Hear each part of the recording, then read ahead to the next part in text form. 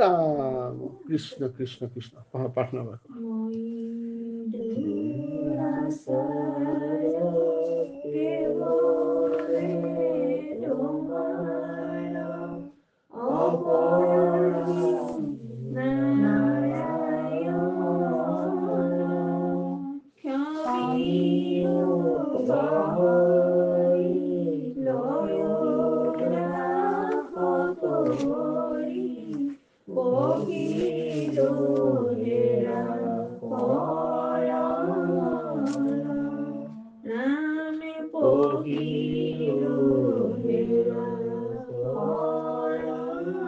কৃষ্ণ হৰি ৰাম। হে প্ৰভু ভগৱন্ত পৰম কৃপালু গুৰু শংকৰ গুৰুজনা মাধৱ গুৰুজনাৰ চৰণত শীত হৈ ভগৱন্তৰ চৰণলৈ সেৱাভাগি আগবঢ়োৱা হৈছে। সেৱকীসকলে যি মনোকামনা কৰি ইয়াতে সেৱাভাগি আগবঢ়াইছে আৰু সেই ভাবি কাৰণে আমাৰ ইয়াতে ভগৱন্তৰ বৈকুণ্ঠৰ কল্পতৰু ভাগৱত শাস্ত্ৰ ভাগি কিয়দাংশ আজি ইয়াতে কীৰ্তনৰ শ্ৰৱণ কৰিবলৈ প্ৰচেষ্টা কৰা হ'ব। প্ৰভু ভগৱন্তই কৃপা কৰি আশীষ কৰিব লাগে আৰু সমগ্ৰ ছিদ্ৰ নিষিদ্ৰ কৰি ভগৱন্তই কৃপাৰে আশীৰ্ধন্য কৰি প্ৰভু ভগৱন্তই সেৱা ভাগি যাবৰ কাৰণে কৃষ্ণ হৰি ৰাম কৃষ্ণ কৃষ্ণ মাধৱ মাধৱ মাধৱ। নমো ভগৱতে বাসুদেৱায় সকল নিগম কল্পতৰু তাৰ ফল মহাভাগৱত শুকমুখে আহি ভূমিত ভৈলা বিদিত অৰহত চতুৰ যিটো জনা কৃষ্ণৰ চৰণে দিয়া মন হে পৰম সন্তোষে পিয়ুক ৰসয় অমৃত অপৰম সন্তোষে পিয়ুক ৰসয় অমৃত। কৃষ্ণ হৰি ৰাম ৰাম ৰাম কৃষ্ণ কৃষ্ণ কৃষ্ণ কৃষ্ণ কৃষ্ণ ৰাম কৃষ্ণ কৃষ্ণ মাধৱ মাধৱ মাধৱ মাধৱ।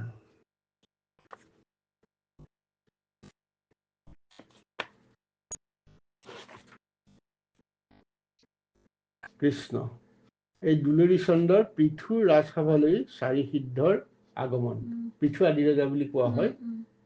সেইখিনিকে অকণমান চাওঁ। হে ৰাম মৈত্ৰেয়ৱদতী বিদুৰ সম্প্ৰতি পাচক কথা শুনিও ক পৃথু নৃপতিক প্ৰশংসা কৰিয়া নমিলে ক সৰ্বলোক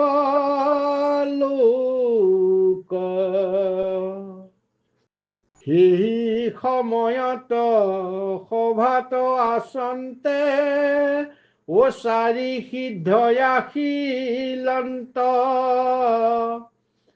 কটু দুৰহন্তে আকাশে আসন্তে পৃথু ৰাজা দেখিলন্ত।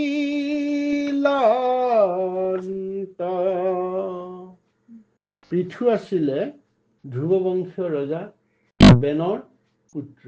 বেনৰ পুত্ৰ ন সেই ঋষিসকলে বেনক মৰ্দন কৰি পৃথুক হেৰি কৰিছিলে। যিয়ে নহওক হয় উৎপত্তি হৈছিলে উৎপন্ন হয় বুলি কোৱা হয়। যাই কি নহওক যেতিয়া পৃথুৱে শাসন কৰিলে এটা মহা বিষ্ণু ভক্ত আছিলে আৰু পৃথুৱে শুনা যায় যে পৃথুৱে বসুমতীয়ে যেতিয়া শস্য উৎপাদন বন্ধ কৰি দিলে পৃথিৱীখন যেতিয়া অনাহাৰ থাকিবলগীয়া কৰিলে তেতিয়া পৃথুৱে সেই বসুমতীক বিচাৰি ফুৰিলে যে মই বসুমতীক ধৰি কথাটো সুধিম। তেতিয়া বসুমতীয়ে গাই ৰূপ ললে। গাই ৰূপ লৈ আহি পৃথুৰ ওচৰত আশ্ৰয় ললে আৰু পৃথুৱে সেই গাই দহন কৰি ৰাইজক বা প্ৰজাসকলক পালন কৰিলে সেইকাৰণে বসুমতীৰ নাম পৃথিৱী হ'ল বুলি কয় বহুতে যি কি নহওক এতিয়া সেই পৃথিৱীয়ে তাৰপিছত যেতিয়া বিষ্ণু যজ্ঞ কৰিছিলে তেতিয়া বিষ্ণু যজ্ঞ কৰোঁতে বিষ্ণুক আৰাধনা কৰিছিলে কৰোঁতে হেৰিয়ে বিষ্ণু যেতিয়া আহিলে আহোঁতে পৃথিৱীক বৰ দিব খুজিলে তেতিয়া ক'লে মোক বৰ নালাগে বোলে তোমাক মুক্তি দিম মোক্ষ দিম বোলে নালাগে মোক মুকুতিকো নালাগে কেৱল তোমাৰ নাম যাতে মই অহৰহ লৈ থাকিব পাৰোঁ সেই ভাগি দিয়া আৰু ইমানেই দিয়া কেনেকৈ দিয়া যাতে ভকতৰ সংগত থাকি তোমাৰ লীলা গুণানুকীৰ্তন আমি শুনি থাকিব পাৰোঁ মোক শ্ৰৱণ কৰিবলৈ শক্তি দিয়া শ্ৰৱণ কৰিবৰ কাৰণে মোক 1000 কাণ দিয়া সহস্ৰ কাণ বিচাৰিলে পিছুৱে যে মোক সহস্ৰ কাণ দিয়া যাতে মই তোমাৰ কথা তাৰমানে সহস্ৰ কাণটো অৰ্থ হৈছে 1000 কাণ দিব খোজা নাই কিন্তু কথা হৈছে যে সহস্ৰ কাণৰ যিটো এফেক্ট বা সহস্ৰ কাণৰ যিটো হ'ব মই পৃথিৱীত একো নুশুনো কৰ্ণৰে কেৱল তোমাৰ নামটোৱে শুনিম সেই ধৰণৰ শক্তিক হেৰি দেখি আচলতে হয় বিষ্ণুৱে তেওঁক বৰ দিলে হয় আৰু পৃথিৱীয়ে যেতিয়া ৰাজসভাত বহি আছে ঈশ্বৰৰ নাম লৈ তেতিয়া কৈছে মৈত্ৰেয় বদতি বিদুৰ সম্প্ৰতি 5 কথা শুনিও ক বৰ সুন্দৰ কথা এটা আছে যে মৈত্ৰেয় মুনিয়ে বিদুৰক কিছুমান জ্ঞান দি আছিলে কাৰণ বিদুৰ কোন আছিলে জানানে বিদুৰ যম বিদুৰ ধৰ্মৰাজ তাৰমানে এবাৰ বিদুৰে ধৰ্মৰাজে কি কৰিলে এজন ঋষি মই নামটো এই মুহূৰ্তত পাহৰি গৈছোঁ সেই ঋষিজনক নৰকলৈ লৈ গ'ল শাস্তি দিবৰ কাৰণে তাৰ ঋষিজনে ক'লে যে মই কি পাপ কম কৰিলে তুমি মোক শাস্তি দিবা বোলে শাস্তি শুল দি থৈছোঁ নহয় শুলত তোক দিম এতিয়া মই তেতিয়া ঋষিজনে ক'লে যে মই কি দোষ কৰিলে মোক শুলত দিব লগা হ'ল তেতিয়া তেওঁ ক'লে বোলে নহয় তই যেতিয়া 12 বছৰ তলৰ বয়স 12 বছৰত আছিলি তই জীয়া এটাক মুখেদি এডাল টিন সুমুৱাই পাছফালে উলিয়াই দিছিলি সিতে ফৰফৰকৈ জ্বলে ফূৰ্তি কৰিছিলি সেইটো কাৰণে মোক কৰিলা নেকি তুমি এটা কোৱাচোন যে মই সেই সময়ত অবোধ বালক আছিলোঁ মই জানো নেকি যে জীয়াটোক কৰিলে এইটো শাস্তি দিব লাগে বুলি গতিকে মোক তই শাস্তি দিবলৈ নৰক ভুঞ্জালি তোকো মই অভিশাপ দিলোঁ তই যম হৈ থাকিব নোৱাৰ তই মানুহ হ'ব লাগিব কথাটো গম পালানে সেইকাৰণে বিদুৰে সেই অভিশাপ বিদুৰৰ যমৰাজাৰ সেই অভিগ্ৰস্ত হৈ তেওঁ দাসীৰ পুত্ৰ হিচাপে আহি বিদুৰ হিচাপে জন্ম হ'ল সেইকাৰণে বিদুৰে যেতিয়া হস্তিনাপুৰত আহিলে যেতিয়া তেওঁলোকে ধৃতৰাষ্ট্ৰৰ পাণ্ডুৰ জন্ম হ'ল নহয় তেওঁ যেতিয়া দ্বিতীয়বাৰ ব্যাসক ক'লে ভগৱন্তৰ পুত্ৰ কাৰণ তেওঁ ব্যাস ভগৱানৰ অংশ গতিকে সেই দাসীজনীক পঠিয়াই দিলে গতিকে তেওঁৰ গৰ্ভত যিটো ল'ৰা হ'ল সেইটো বিদুৰ মহাধাৰ্মিক সেই ধাৰ্মিক বিদুৰে কিন্তু মহাভাৰতৰ যুদ্ধত অৱগাহন কৰা নাই তেওঁ কিয় কৰা নাই তেওঁ দুৰ্যোধনক কৈ আছিলে যে এইটো নকৰিবি সেইটো নকৰিবি ভাল কৈছিলে তেতিয়া পুত্ৰ স্নেহত মুগ্ধ হৈ বিদুৰক ককৰ্থনা কৰিছিলে তাক দুৰ্যোধনে কৈছিলে যে এইটো কিয় ৰাখিছ ই দাসী পুত্ৰহে ই আমাক এনেকুৱা কাম কৰিছে গতিকে বিদুৰে ক'লে ইয়াক কি দিওঁ কৈছে একো দিব নালাগে মই ইয়াৰ পৰা গুচি যাওঁ বুলি কৈ বিদুৰ যে ওলাই গৈছিলে বিভিন্ন ঠাইত ঘূৰি ফুৰিছে বিদুৰে ধৰ্মস্থানবিলাকত স্বনিৰ্বাসন হৈছে এই স্বনিৰ্বাসন হওঁতেই যেতিয়া মহাভাৰতৰ কৌৰৱ পাণ্ডৱৰ যুদ্ধ শেষ হৈ গ'ল ক'বই নোৱাৰে বিদুৰে সেই গৈ থাকোঁতে মৈত্ৰীক যেতিয়া লগ পালে গোটেই কথাখিনি গম পালে তেতিয়া মৈত্ৰেয় মুনিয়ে বিদুৰক ভগৱত জ্ঞান দিছে সেই জ্ঞানৰ এইটো অংশ ইয়াতে কৈছে সেইকাৰণে কৈছে মৈত্ৰেয় বদতি বিদুৰ সম্প্ৰতি 5 কথা শুনিও ক ভাগৱতৰ যে সেই দুটা সম্প্ৰদায় আছিল এতিয়া আমাৰ গুৰুজনাই কিন্তু এটা কথা গুৰুজনাই ইমান ভাল 2 ভাগৰ মানে ৰস আচ্ছাদন কৰিছে আৰু মহাপুৰুষ কৃপালু গুৰুজনাৰ শংকৰ গুৰুজনাৰ কৃতিত্ব এইখিনিতেই যে তেওঁ মূল সংস্কৃত ভাগৱত আৰু শ্ৰীধৰ স্বামীৰ ভাগৱত ভাৱাৰ্থ দীপিকা সেইখনৰ পৰা সাৰবিলাক আনি তেওঁ ইয়াত সংযোজন কৰিছে সেইকাৰণে পোৱা যায় কি ভাগৱত ভাৱাৰ্থ দীপিকাখন পৰা লৈছে কিয় সেই তাক টীকা সম্বলিত কৰোঁতে শ্ৰীধৰ স্বামীয়ে ভকতি মাৰ্গৰ ওপৰত গুৰুত্ব প্ৰদান কৰিছিলে। আৰু সেইখন মই অলপতে কিনি আনিছোঁ ভাগৱত, যে কিয় গুৰুজনাই ভাগৱত ভাৱাৰ্থ দীপিকাখন ল'লে। তাৰমানে ইটো সম্প্ৰদায় পঢ়িলে শুকনিক যদি শুনিম আৰু মৈত্ৰেয় পদ্ধতি শুনিলে মৈত্ৰেয় পাঠটো শুনিম। এতিয়া কথাটো হ'ল কি, যিহেতু ভাগৱতখন ব্যাসই কৰা ভাগৱতখন আছিলে, সেই ভাগৱতখনত শংকৰ গুৰুজনাই কিছুমান অংশ নানিলে। যেনে একাদশ স্কন্ধৰ কেইটামান 27-28 মই পাহৰিছোঁ, 26 আছিলে, সেইকেইটা লোৱা নাই। কি কাৰণে লোৱা নাই? সেই ব্যাসে ভাগৱতখন ৰচনা কৰোঁতেও কৰ্মমাৰ্গীয় বস্তু কিছুমান সোমোৱাই দিছে। এতিয়া কথা হ'ল যে কৰ্মমাৰ্গীয় বস্তুখিনি কিয় সোমোৱাই দিলে, আমাৰ প্ৰশ্ন এটা হয়। প্ৰশ্নটো হ'ল এনেকুৱা, যেনে নাৰায়ণ কৱচখন পঢ়োঁতে অংগন্যাস, মূলন্যাস, কৰন্যাস কৰি উত্তৰমুখে বহি কুশাসন হাতত লৈ শৰীৰ শুদ্ধ কৰাৰ পাছত কৰিবলৈ দিলে। এতিয়া আমাক কোৱা হয় যে সেইটো কৰ্মমাৰ্গৰ বস্তু হয় নে নহয়, কৰ্মমাৰ্গী বস্তু হয় নে নহয়। আমাৰ এটা বৰ ভুল ধাৰণা হৈ থাকে। যিহেতু এই পৃথিৱীত জ্ঞান মাৰ্গ, কৰ্ম মাৰ্গ আহিছে, তাৰপিছত ভকতি মাৰ্গ আহিছে, কিন্তু জ্ঞান মাৰ্গ, কৰ্ম মাৰ্গ অহাৰ আগতে যেতিয়া মানুহ নামৰ জীৱটো হৈছিলে, তেতিয়া তেওঁলোকৰ এটা ইনটিউচন আছিলে। কেনেকুৱা? কিছুমান বস্তু দেখিলে ভয় খায়। উদাহৰণস্বৰূপে সূৰ্যটোৰ ফালে পূব ফালে উদয় হয়, মানুহে পূব ফালে সেৱা কৰে।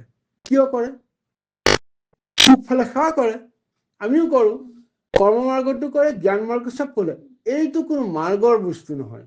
প্ৰথম কথা হৈছে কি, যেতিয়া পৃথিৱীখনত মানুহ নামৰ জীৱটোৰ যেতিয়া জ্ঞান বুদ্ধি হৈ পেলাই দেখা পালে, তেতিয়া দেখিলে ৰাতিপুৱা হোৱাৰ লগে লগে প্ৰকাণ্ড এটা দৈত্যৰ নিচিনা বস্তু ওলাই আহে, তাক সেৱা কৰিছে, হে তই নাখাবি আমাক।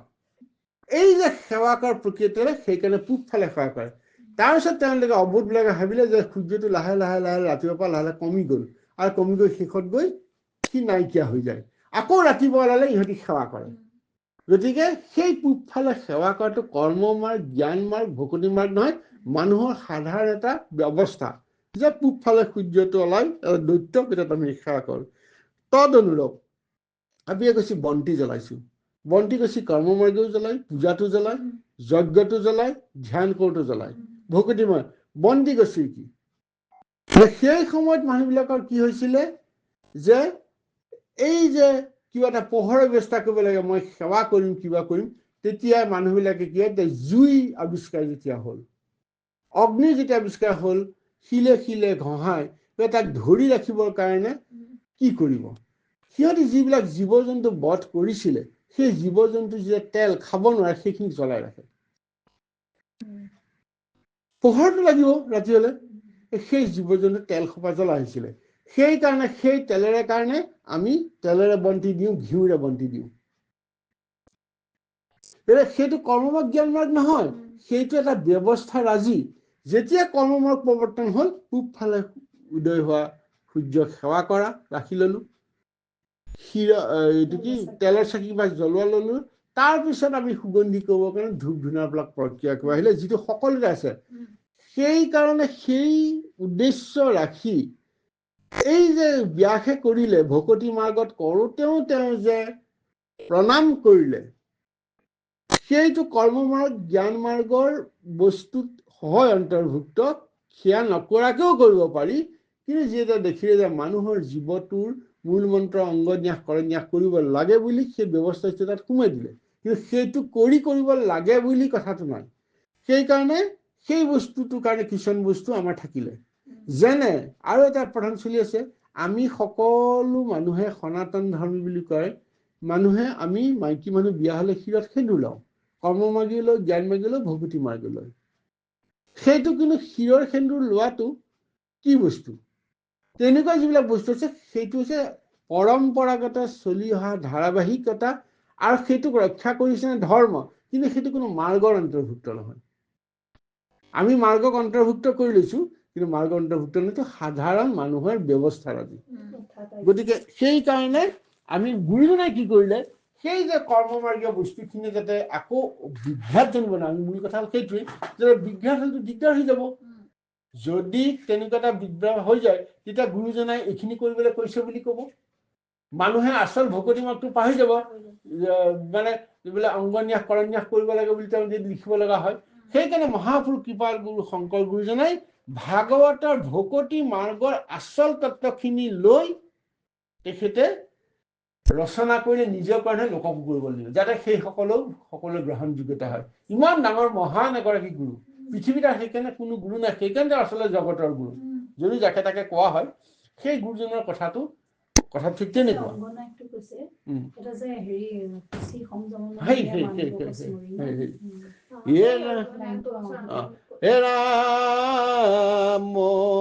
সেই সময়তে পৃথু নিপতিৰ ওচৰলৈ এই চাৰি সিদ্ধ আহিল সেই ক'ৰ পৰা আহিলে বহুত দূৰৰ পৰা আহিছে কত দূৰ হন্তে আকাশে সন্তে পৃথুৰাজ দেখিলন্ত হে ৰাম চাৰি মহাসিদ্ধ জগতে প্ৰসিদ্ধ হে ব্ৰহ্মাৰ মুখ্যত নয় এ শৰীৰৰ জ্যোতি প্ৰকাশয় আতি ও মাৰ্তণ্ড যেন উদয়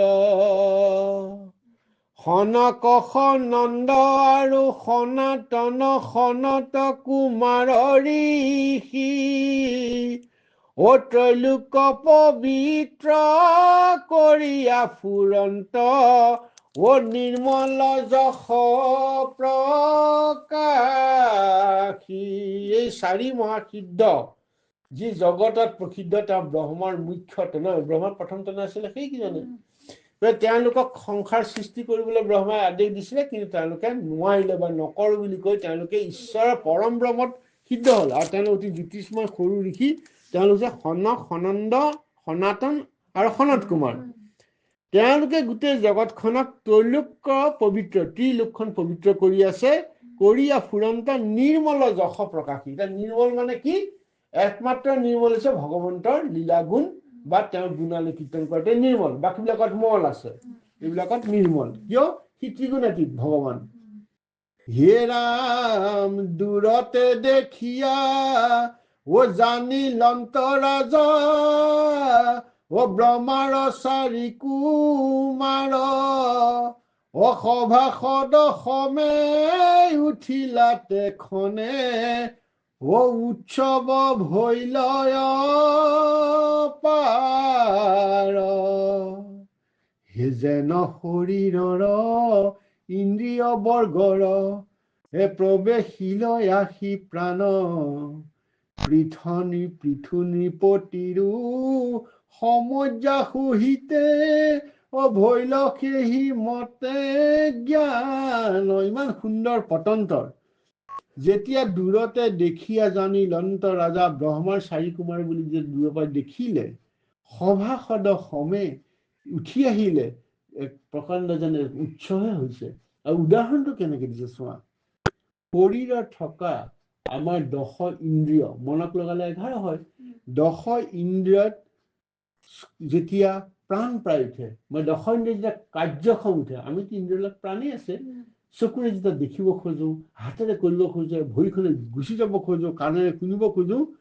যেতিয়া সকলোবিলাক একেলগে জাগ্ৰত হৈ যায় তেতিয়া আমি কি চলন্ত হৈ যাওঁ আজি এতিয়া আমি চকুৰেও দেখিছো কাণেৰেও শুনিছো মুখেদিও কৰিছো হাতেৰেও কৰিছো চব কৰিব পাৰিছো ঠিক সেইটোৰ যিটো আনন্দ সেই সম পৰ্যায়ৰ আনন্দ সেইটো পতন্তৰ এটা যে পৃথুৰে যায় সভাসদত থকা সকলো লগত উঠি আহিলে মানে সেই আনন্দ ঢৌত উঠি গুচি আহিলে হে ৰাম শিৱেলা ৰাজাৰ আনন্দয় পাৰ ও মিলিল মনে বিস্তৰ ও পাহৰিল ক্ৰম অচৰা নিয়ম পৃথুৰায় ৰাজেশ্বৰ হে পাছে কতো বেলি ধৰ্ম ভাৱ ধৰি যথোচিতে পুজিলন্ত পাদ্য অৰ্ঘ আচমনি গন্ধ পুষ্প ও দিয়া পৰি নমিলন্ত ৰজাই পাহৰি গ'ল ইমান আনন্দ পালে যে মই কি ক্ৰমত তেওঁলোকক আদৰ কৰি পূজা কৰিম এতিয়া সেইটো আমাৰ ভকতি কৰিলে নাহিকে নিয়ম সংযম দেহ কাল পাত্ৰ একো নালাগে তেওঁ আহিছে ইমান ধুনীয়াকৈ ভগৱন্তৰ ভকত আহিছে 4 সিদ্ধ আহিছে গোটেই তেওঁ গুচিয়ে গৈছে আৰু ক্ৰম পাহৰি গ'ল পাছত তেওঁ যেতিয়া আহিলে তেতিয়া ধৰ্ম ভাৱ ধৰি সেই ভাৱটো তেতিয়াই ধৰিছে প্ৰথমে আগবাঢ়ি গৈছে তাৰপিছত তেওঁলোকৰ যথাচিতে পাদ্য আশ্ৰমণ যি দেশৰ যি নীতি নিয়ম তেনেকে তেওঁ কৰি সেৱা কৰিছে হে ৰাম 4 কুৰত্নৰ আসন দিলন্ত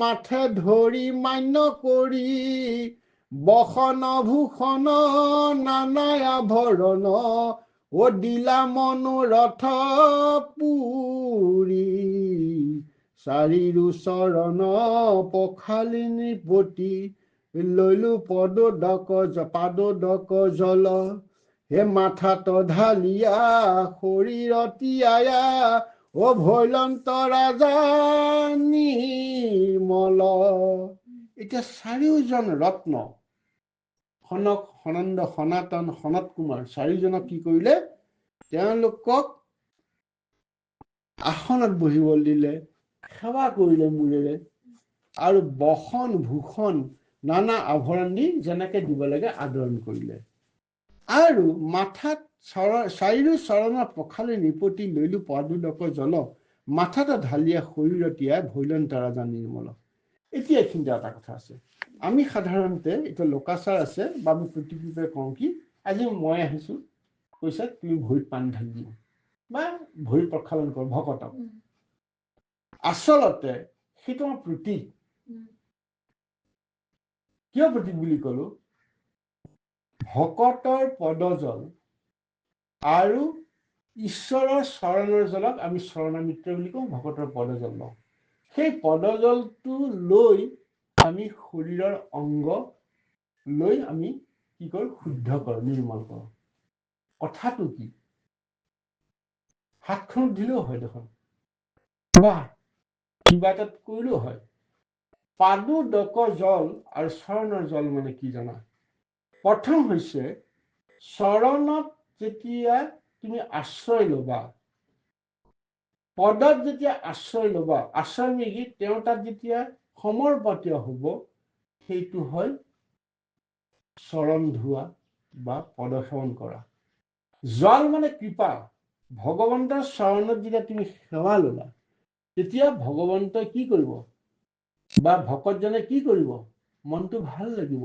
তোমাক আশীৰ্বাদ দিব মানে কৃপা কৰিব কৃপা হ'ল জল সেইকাৰণে চৰণামিত্ৰ বা চৰণ জল আৰু পদজল কিন্তু আমি যিটো লৌকিক প্ৰথাত কি কৰো সেই প্ৰতীকটোকে আমি লৈ যাওঁ পানীৰে ধুৱাই পেলাই লৈ অনাটো অংগত সিঁচিব লাগে অংগবিলাক কি কৰিব লাগে বুলি ক'লে ভৈলন্ত ৰাজা নিৰ্মল আমি ভকতৰ জললৈ মূৰত এনেকে দি দিওঁ মানে গাত দি দিওঁ কিয় দিওঁ যে আমাৰ যি 10 ইন্দ্ৰিয় থাকে মনৰলৈকে এই সকলো ইন্দ্ৰিয়ৰ কাম হৈছে ঈশ্বৰমুখী হোৱা চকুৰে ঈশ্বৰৰ কথা দেখা মানে ৰূপ চোৱা কাণেৰে শুনা মুখেৰে কথা কোৱা হাতেৰে ঈশ্বৰৰ কাম কৰা ইন্দ্ৰিয়বিলাকে কি কৰিব যেতিয়া কৃপা লাভ কৰিব তেতিয়াহে পাৰিব গতিকে জলটো মানে কি কৃপা সেই কৃপাটো যেতিয়া ইন্দ্ৰই পাব দেহটোৱে যেতিয়া কৃপাটো পাব তেতিয়া লগে লগে সি বেয়া কথা চিন্তা নকৰে কুকথা নকয় সি ঈশ্বৰৰ ৰূপ দৰ্শন কৰিব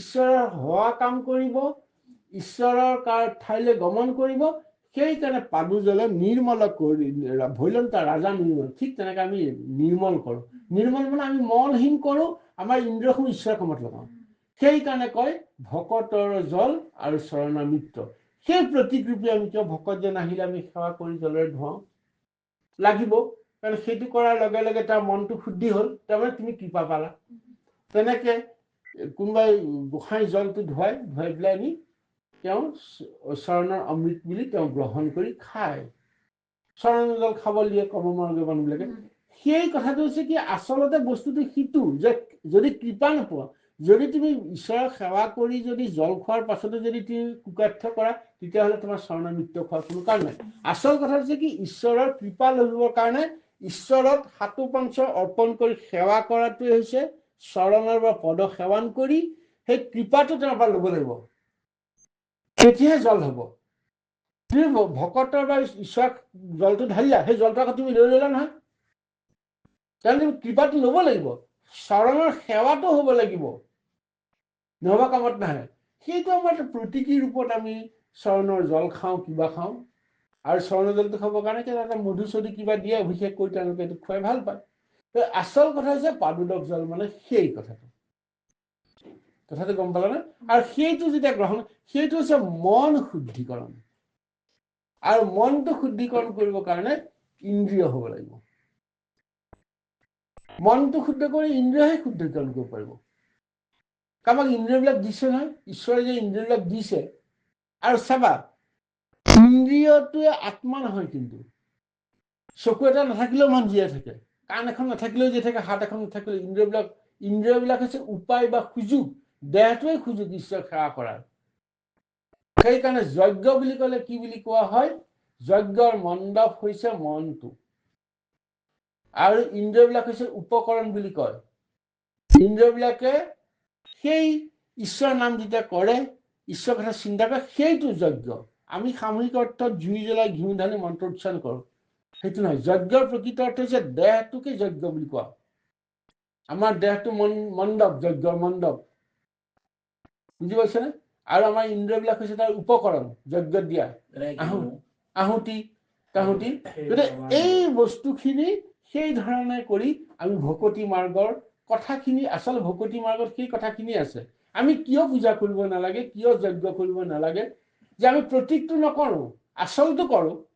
তাৰপিছত তেওঁলোকে প্ৰতীকটো লৈ লওঁ। আমি আচলটো কৰিব নকৰো, প্ৰতীক লওঁ, প্ৰতীকী লওঁ। গতিকে আকৌ এতিয়া প্ৰতীকটোক বাদ দি আচলটোলৈ যাব লাগিব। কথাটো এই প্ৰতীকটোৰ আকৌ প্ৰতীক নহয়, কিন্তু সেইটো আচল। কথাটো ক'লে এই আচলটোক ল'ব নোৱাৰাৰ কাৰণে আমি বলি দিওঁ, যে আত্মাটোক যেতিয়া বলি দিব লগা হয়, নকাৰণে জীৱ এটা আনি পেলাই বলি দি দিয়া ব্যৱস্থা কৰিলে, সেইটো প্ৰতীক হৈ গ'ল নাই? কোমোৰা এটাও বলি দিয়ে নেকি? কোমোৰা বলি দিয়ে নহয় পূজাত। এতিয়া ছাগলী তাগলীটো বাদ দি কোমোৰাটো বলি দিয়ে বিচৰ্জন। সেইটো প্ৰতীক যে মই আত্মাটোক বলি দিব পৰা নাই, আত্মাটোক মানে মই শুদ্ধ কৰিব নাই, বেয়াটোক ত্যাগ কৰিব পৰা নাই। সেইকাৰণে সেই পাদুদক জলৰ কথাটো সেই কথাটোৱে। হে ৰাম ৰত্নে বিৰচিত দিব্যাসনে বহি, হে চাৰি সিদ্ধ প্ৰকাশন্ত, যেন অগ্নি কুণ্ড আহুতি কপায়া, অধিকে শোভা কৰন্ত। এই পাছে সবহিত আতি শুদ্ধ চিতে, ও ভৈলা ৰাজা কৃতাঞ্জলি, বিনয় বচনে আতি ৰংগ মনে, ও বুলি লন্ত মহাবলি। এই দিব্যাসনত তেওঁলোক যেতিয়া বহিলে, পূজা সেৱা কৰিলে, তেওঁলোক উজ্জ্বলিত হৈ গ'ল। কথাটো গম পাইছেনে? সেৱাত উজ্জ্বলিত হৈ গ'ল। আৰু তেওঁলোকক প্ৰকাশ কৰিছে যে অগ্নিত ঘিউ দিলে যেনেকে জ্বলি জকমকাই যায়, তেওঁলোকৰ সেই পূজা, সেই সেৱা পাই সেই চাৰি সিদ্ধ মুনিও প্ৰজ্বলিত হৈ গ'ল। আৰু অতি শুদ্ধচিতে ভৈলা ৰাজা কৃতাঞ্জলি, কৃতাঞ্জলি মানে সেৱা কৰা, বিনয় বচনে কি কৰিলে? অতি বিনয় বচনে বুলি লন্ত মহাবলি ৰজাই কি কৈছে? অ কিনো ভাগ্য, কিনো মহাভাগ্য, মিলিল মোহৰ পুণ্যৰ ভৈল উদয়, কিবা তপব্ৰত ধৰ্মই আচৰিলো, হো পৰম মংগলময়, হে আবেশে কৃতাৰ্থ ভৈল মনোৰথ, ভাগ্যৰ নাহিকে সীমা, মহন্ত খবৰ দৰ্শন ফল, কহি পাৱে কোনে সীমা। ৰজাৰ বিনতি যে আজি কি মহাভাগ্য মোৰ মিলিল, আৰু কি পুণ্য মোৰ উদয় হল, কি তপব্ৰত ধৰ্ম আচৰি মই পৰম মংগল মই কৰিলো যে তোমালোক আহি পালাহি। আৱেশে কৃতাৰ্থ ভৈল মনোৰথ, ভাগ্যৰ নাহিকে সীমা। মোৰ ইমান হৈছে মহাভাগ্য, এটা সীমাহীন ভাগ্য, ইয়াৰ পিছত একো নাইকিয়া। মহন্ত খবৰ দৰ্শনৰ ফল, কহি পাওঁ কোনো সীমা। যে সাধু সংগক যদি দেখা পাওঁ, দেখা পোৱাৰ লগে লগেই কি হয় তাৰ সীমাহীন আমি প্ৰভাৱ পাওঁ। এতিয়া আমাৰ এটা কথা আছে কি, ভকতৰ নাম যদি স্মৰণ কৰা হয় তেতিয়া পুণ্য হয়, ঈশ্বৰৰ নাম যদি স্মৰণ কৰা হয় তেতিয়া কি হয়? পাপ ক্ষয় হয়। বুজি পাইছেনে? ঈশ্বৰৰ ভকতক আগতে আমি ভকতক কিয় কওঁ? আগতে আমি গাটো ধুই ল'ব লাগিব, ভকত সেৱা কৰিলো, পুণ্যটো অৰ্জন কৰিলো। পাপটো আছে কিন্তু লগত দেই, পাপটো পুৰা ক্ষয় হৈ যোৱা নাই। ভকত সেৱাৰ যোগেদি ঈশ্বৰ সেৱা কৰিলো তেতিয়া পাপটো গুচি গ'ল, পুণ্য ঠাইত গ'ল, পাপৰ ঠাইত সোমাই গ'ল, ভঁৰালটো খালী হৈ নহ'ল। কিন্তু প্ৰথমতে খেতি পথাৰৰ পৰা চাউলখিনি বা ধানখিনি লৈ আনিলো, আনি ঘৰত থলো, কিন্তু থবলৈ জেগা নাই, বাউণ্ডাৰী চাউণ্ডাৰী থৈ দিছো। ঈশ্বৰ সেৱা কৰাৰ লগে লগে আমাৰ জেগা ওলাই গ'ল আৰু পুণ্যটো আমি জমা থলো। সেইকাৰণে কয় ভকতৰ সংগত পুণ্য অৰ্জন হয় আৰু ঈশ্বৰৰ সংগ ল'লে কৃপা হ'লে পাপ ক্ষয় হয়। সেই কথাটোকে ইয়াতে কোৱা হৈছে যে পুণ্যৰ ভৰিলে উদয়, পাপৰ বিনাশ হৈছে বুলি কোৱা নাই। কথা পুণ্য উদয় হৈছে আৰু পুণ্য আহিছে আৰু। হে ৰাম যিহেতু দুৰ্লভ দৰ্শন ভৈল, তুমি সব মহন্তৰ, জাক যোগী গণে চিন্তি নপাবয়, মনৰো নোহে গোচৰ। হে জাত তুমি সবে সুপ্ৰসন্ন ভৈলা, তাহাৰ কিবা দুৰ্লভ, ইহ পৰ লোকে সিটো সুখে থাকে, মুকুতি তাৰ সুলভ। ইয়াত কি কলে? যিহেতু দুৰ্লভ দৰ্শন ভৈল, তোমালোকক দৰ্শন পোৱাটো সুলভ নহয়, দুৰ্লভ। তোমাৰ নিচিনা তোমালোকে জাক যোগীগণে চিন্তি নাপায়, যোগীগণে চিন্তা কৰিয়ে তোমাক পোৱা নাই। মোৰ মনৰো তেওঁলোকৰ গোচৰ, মনৰো নহয়, মই ভাবিবই নোৱাৰে, কল্পনা নহয়, কিন্তু আজি তোমালোক মোৰ ওচৰলৈ আহি গলা। তাক জাত তুমি সুপ্ৰসন্ন, তাহাৰো কিবা দুৰ্লভ, কি দুৰ্লভ বস্তু মই পাই গলো, যি কাৰণে মই এই লোক আৰু পৰলোকত সুখে থাকিব পাৰিম আৰু মুকুতি তাক সুলভ। অৰ্থাৎ ভকতি কৰিলে মুকুতি নালাগে, মুকুতি আপোনা আপুনি আহে। মুকুতিক যদি বিচাৰা নহব, ভকতি কৰা, ভকতি কৰিলে ভুকুতি মুকুতি বুলি কলে মুকুতি আহি যাব। ভুকুতি মানে ভোগ কৰিবলৈ দিব, আৰু ভোগটো কি? মুকুতি দিব। চাৰি পুৰুষাৰ্থ আমাক সাধন হৈ যাব, চাৰি পুৰুষ ধৰ্ম অৰ্থ কাম মোক্ষ বিচাৰি ঘূৰি ফুৰো কৰ্মমাৰী বিলাকে, আমি ভকতি কৰিলে চব হৈ যাব, মুকুতি চাৰি সিদ্ধ চব হৈ যাব, চাৰি পুৰুষাৰ্থ। হে ব্ৰহ্মা হৰ সমে ৰাম যিটো পুৰুষত বিপ্ৰ নিৰন্তৰ, ভৈলন্ত তুষ্ট হৃদয়, হে ব্ৰহ্মা হৰ সমে দেৱ নাৰায়ণ, তাহাৰ ভৈল সদয়, শুদ্ধয় ভুৱনে ফুৰা সৰ্বক্ষণে, তথাপি কেহু নেদেখে, যেন সমস্তৰ ব্যাপক আত্মাক, প্ৰাণিত কেহু নলখে। যিটো পুৰুষত বিপ্ৰ নিৰন্তৰ, ভৈলন্ত তুষ্ট হৃদয়ৰ, যিটো পুৰুষত বিপ্ৰ বিলাকে নিৰন্তৰে তুষ্ট হৃদয় কৰিব পাৰে, যিটো পুৰুষত মানে কি কোৱা হৈছে? পুৰুষ মানে ইয়াত আত্মা, গম পাইছেনে? পৰম পুৰুষ মানে পৰমাত্মা।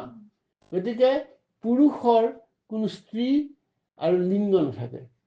পুৰুষ বুলি ক'লে সেই আমি পুৰুষ মহিলা কওঁ, সেইটো বেলেগ কথা, কিন্তু সেই আত্মা য'ত সন্তুষ্ট হয়, যেতিয়া ভগৱন্তৰ কৃপা হয়, তেতিয়া আত্মা হৃদয় হয়, ভৈলন্ত তুষ্ট হৃদয়। ব্ৰহ্মা হৰ সমে দেৱ নাৰায়ণে তাহাৰ ভৈল উদয়। সকলো দেৱ দেৱতা বিলাকে তাতে সন্তুষ্ট হয়। শ্ৰদ্ধেয় কোন?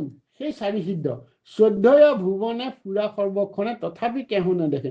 তেওঁলোক ঘূৰি ফুৰে কিন্তু তেওঁলোকক দেখা নাপায়, বিচাৰি ফুৰে। কাৰণ সেই সিদ্ধসকলক দেখাটো বৰ ডাঙৰ ভাগ্য পাৰে, যোগীজনে ভাবিবই নোৱাৰে, দেৱতাই নেদেখে, কোনেও নেদেখে চাৰি সিদ্ধ, সিহঁত ইমান ভগৱন্তৰ ভকতি। যেন সমস্তৰে ব্যাপক আত্মাক, প্ৰাণীটো কেহ নেদেখে, যি তুলনা যে গোটেই আত্মাটো সমস্ত দেহতে সোমাইছে, কোনো দেখা নাপায়। গতিকে এই কথাখিনিৰে আমাক ভকতি মাৰ্গৰ শ্ৰেষ্ঠতাটো আমাক কৈছে। কোনে কৈছে? যে পৃথু মহাৰাজৰ ৰাজসভালৈ চাৰি সিদ্ধ আহোঁতে তেওঁ যিখিনি স্তুতি কৰিছিলে, গুৰুজনাই কিয় সেই কাহিনীটো ললে? বেলেগ এটা কাহিনী ল'ব পাৰিলে, এইটো কাৰণে ললে যে ভকতি শ্ৰেষ্ঠ। ভকতি থাকিলে মুকুতি বিচাৰিব নালাগে, মুকুতি সুফল হয়, অট'মেটিক আহে, নিজে নিজে আহে।